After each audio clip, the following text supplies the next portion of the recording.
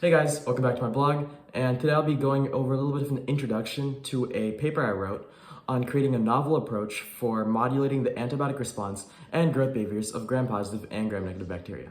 First, let's talk about the basics. Gram-positive bacteria have a thick cell wall of peptidoglycan, and in my paper, I used Bacillus subtilis and Staphylococcus epidermidis. On the other hand, gram-negative bacteria have a much thinner layer of peptidoglycan, but have multiple outer layers of lipopolysaccharides and an additional outer membrane. In my paper, I used E. coli K-12 and Enterobacter aerogenes. In my study, I investigated how different magnetic fields impact their growth behaviors and their responsiveness to antibiotics. I used waveforms such as the sine wave, the sync wave, and two complex waveforms which I generated, with frequencies ranging from 15 Hz to 600 Hz, exposing the bacteria from periods from 12 to 24 hours.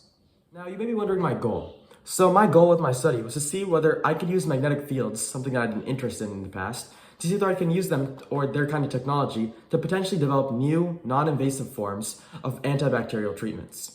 Now, the results were pretty interesting, and it was interesting to see how the different magnetic fields and different waveforms impacted the bacteria differently. For example, the sync wave generally made gram-positive and gram-negative bacteria more susceptible to antibiotics, especially streptomycin. For example, gram-positive bacteria's resistance was decreased by 59.4%, and gram-negative bacteria was decreased on an average of 8.3%. However, my first complex waveform had the opposite effect. It increased the resistance to penicillin and ampicillin in both groups. Gram-negative bacteria became 28.5% more resistant to penicillin and 10.5% more resistant to ampicillin. Gram-positive bacteria increased resistance by 10.5% for penicillin and 18.4% for ampicillin. The sine wave, on the other hand, had mixed results. It had varied effects across all the different bacteria and waveforms, and it didn't consistently increase or decrease antibiotic resistance across the board.